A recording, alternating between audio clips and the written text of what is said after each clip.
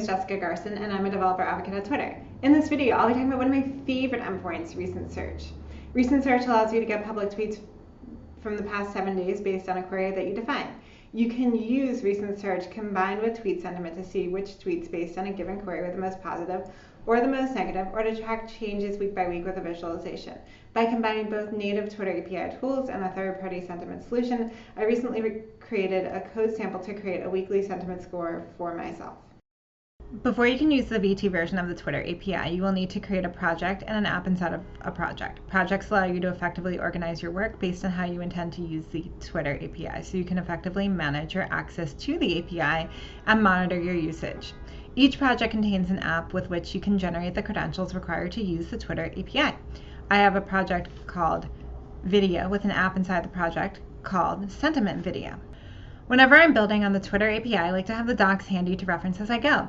I'll show you where you can find these docs. In the developer portal, if you go to the section of the side navigation bar entitled Products and clicking where it says Twitter API, you will get taken to a page where you can see all of the available V2 endpoints. If you click next to where it says Recent Search, where it says Details, a card on the right side will appear that contains a link to documentation and other helpful resources such as rules and caps for this endpoint. If you click where it says Introduction, you will get taken to the main overview page for recent search. From here you can find other helpful resources such as the API reference guide and a migration guide that might be helpful as you build. We're all ready to go now, so let's get to the code. Today I'm going to show you an example of how to perform sentiment analysis using Python, Microsoft Azure, and Twitter's recent search endpoint on your own tweets. You can learn more about how to get started with Azure by reviewing their documentation on the subject. I'll be using Twitter's early access to the V2 version of the Twitter API to assign a sentiment score to each tweet from the past 7 days. Using the text editor of your choosing, you can set up your configuration file called config.yaml. You will want to set this up to replace the X's as I have in my example with your own bearer token and subscription key for Azure.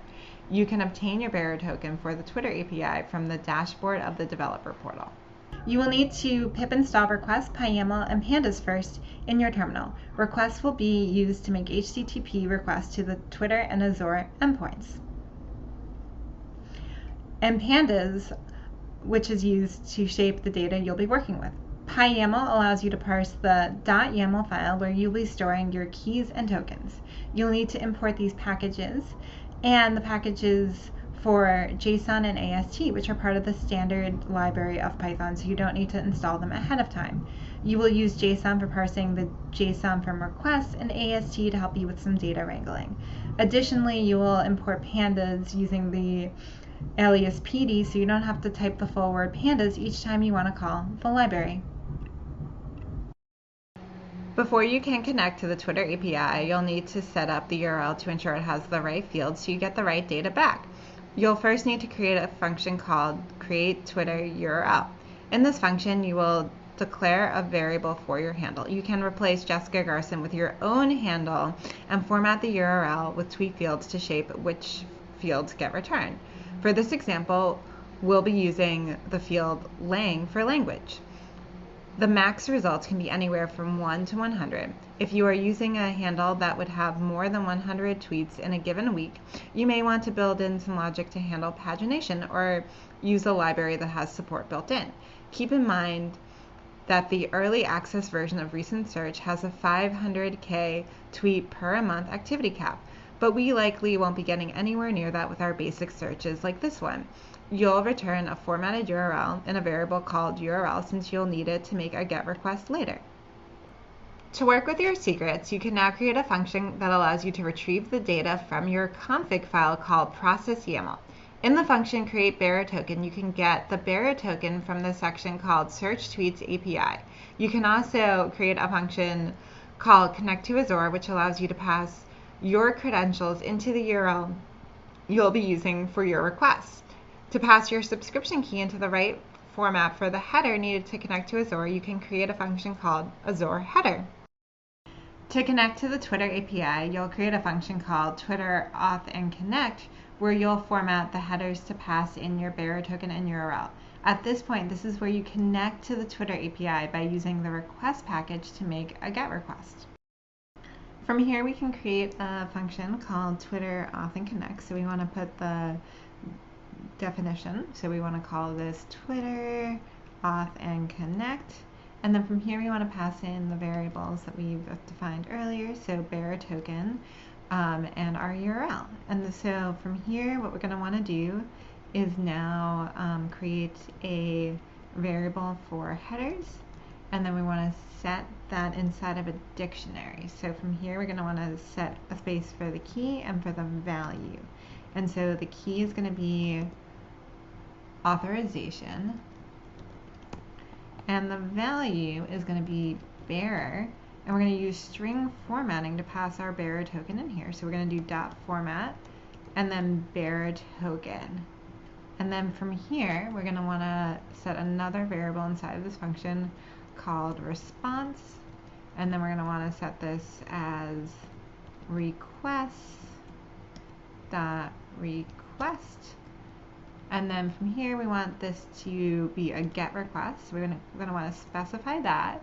And then pass in our URL. And then we want the headers to equal the headers we just defined in the above variable.